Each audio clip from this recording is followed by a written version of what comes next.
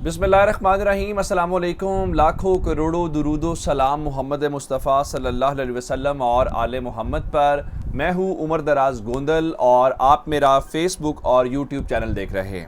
नाज़रीन, मामला कुछ यूँ है कि कप्तान ने तो जो कहा उसने कर दिखाया, लेकिन वो जो कल तक बड़के मार रहे थे उन बड़के मारने वालों का हमें मालूम हो गया है और वो बिल्कुल झाग की तरह बैठ गए हैं। मैंने रात को आपको खबर दे दी थी कप्तान की मूवमेंट से मुतल्लिक, और कप्तान की मूवमेंट की खबर आने के बाद इन्होंने रात भर जो कुछ किया है मैं आपके सामने वो रखूँगा।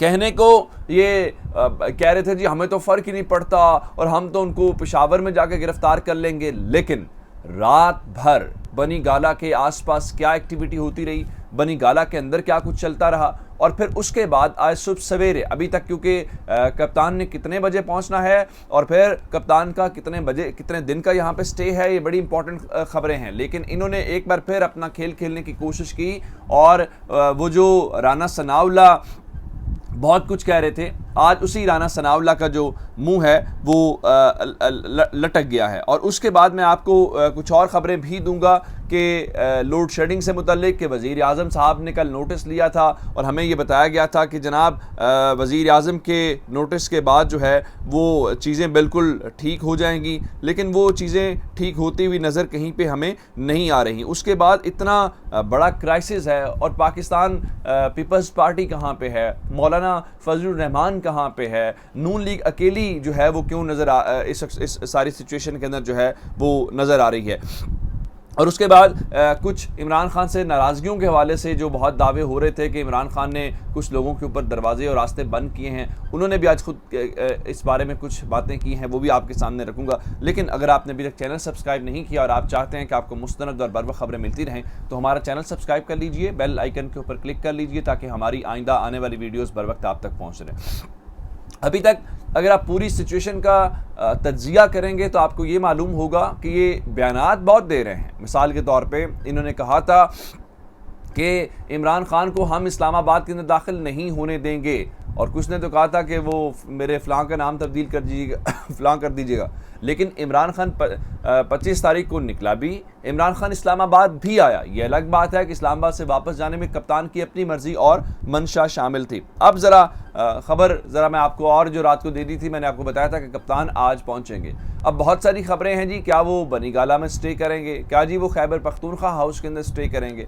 तो मैंने आपको बताया था मेरी तलात ये हैं कि अगर आखिरी लम्हे तक शेड्यूल में तब्दीली ना हो गई, हो सकता है कि कप्तान वाकई शेड्यूल में तब्दीली करें और बनी गाला चले जाएं। लेकिन जो मैंने वहाँ से खबरें चेक की थी, मेरे मुताबिक जो है, मेरे सोर्सेज ने मुझे ये बताया कि खान साहब जो है वो खैबर पख्तूनख्वा हाउस के अंदर स्टे करेंगे। और खैबर पख्तूनख्वा हाउस के अंदर स्टे करने का मतलब ये होगा कि इनके लिए जो इनके ख्वाब हैं वो वैसे ही पूरे नहीं होंगे, और वो ख्वाब पूरे होते नज़र आते भी नहीं हैं। उसकी वजह क्या है, खान साहब बनी गाला में भी स्टे करें, जो हो भी सकता है, और शायद वो पहले स्टे ना करते, अब इनकी हरकतों की वजह से वो स्टे कर लें, तो 25 जून तक उनकी राहदारी ज़मानत है। अब रात को एक तो बाबर अवान साहब ने बड़ी एक ब्रेकिंग न्यूज़ दी और बाबर अवान साहब ने कहा जी एक पूरा स्क्वाड है और कुछ ऐसे गैर मामूली किस्म की वहाँ पे मूवमेंट है, कुछ ऐसे लोग हैं जो ये खान की ज़िंदगी के हवाले से उन्होंने बातें की। फिर हमारे कुछ दोस्तों ने अगले 24 घंटे बहुत इंपॉर्टेंट करार दिए, लेकिन एक बड़ा वैलिड सवाल जो उठाया गया वो ये था कि अगर वाक़तन उनको ये मालूम है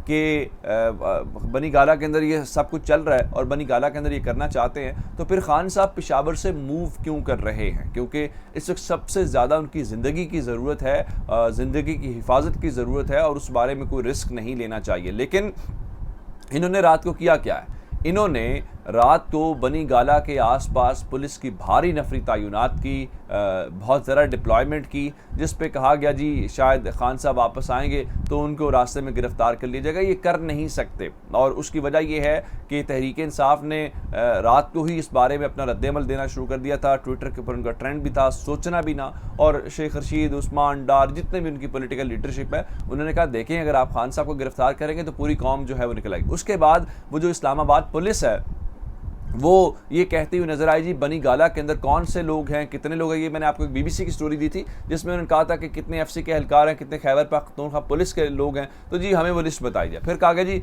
इस्लामाबाद के अंदर दफ़ा 144 नाफिज है, तो इसलिए कोई बड़ा इज्तिमा या इकट्ठ करने की हम इजाज़त नहीं देंगे।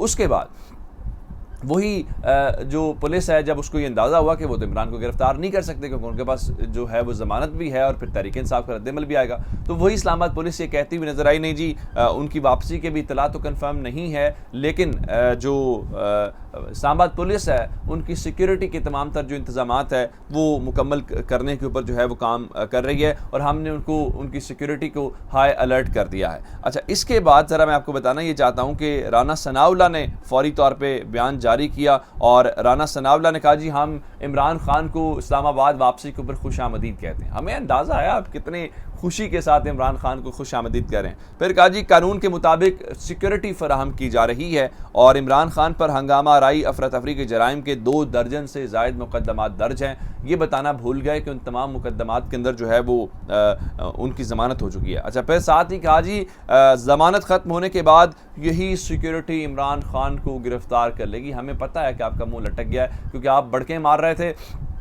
आप ये बता रहे थे जी राना सनाउल्लाह होंगे तो कोई मसला ही नहीं है, और नून लीग भी अपनी तरफ से तासुर यही देने की कोशिश कर रही थी कि देखें इतना बड़ा कोई मसला नहीं है, राना सनाउल्लाह ने पहले भी हिलने नहीं दिया तो राना सनाउल्लाह अब भी हिलने नहीं देंगे। लेकिन वो चीज़ होती हुई नज़र जब नहीं आई तो अब इनको दूसरी तरफ से ये कहना शुरू हो गए हैं कि जनाब नहीं वो तो हम इनको बाद में गिरफ़्तार करेंगे, ज़मानत होगी। तो उन्होंने भी अपना पूरा इंतज़ाम करके वहाँ से निकले हैं राहदारी ज़मानत हासिल करके। अब ज़रा इस पूरे पॉलिटिकल क्राइसिस के अंदर आपने देखा कि अभी बिलावल भुट्टो जरदारी को कितना अरसा हुआ वज़ीर ख़ारजा बने हुए, और मेरा ख्याल ये है कि वो उस वक्त से मुल्क से बाहर है। कभी वो चीन जा रहे हैं, कभी वो अमेरिका जा रहे हैं, कभी वो टर्की जा रहे हैं। लोग कह रहे हैं कि उनको कहा जाए कि पाकिस्तान का भी दौरा कर लें ताकि पाकिस्तान के हालात भी उनको मालूम हो जाएं। एक बड़ी पॉलिटिकल पार्टी के वो हेड हैं, लेकिन मजाल है कि सारे क्राइसिस के अंदर नज़र आ रहे हो। फिर मुल्क में बिजली का बहरान मज़ीद संगीन हो गया है और बिजली के इस बहरान के हवाले से वो जो फरमा रहे थे, कभी तो खुर्रम दस्तगीर साहब फरमाते हैं ज़ीरो लोड शेडिंग है,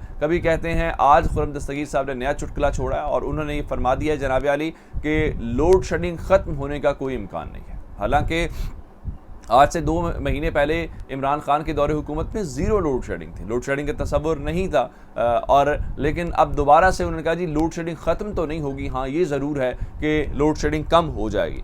अब इस चीज़ को लेके इसके ऊपर क्या कहें कि आप इसका ज़िम्मेदार कौन है?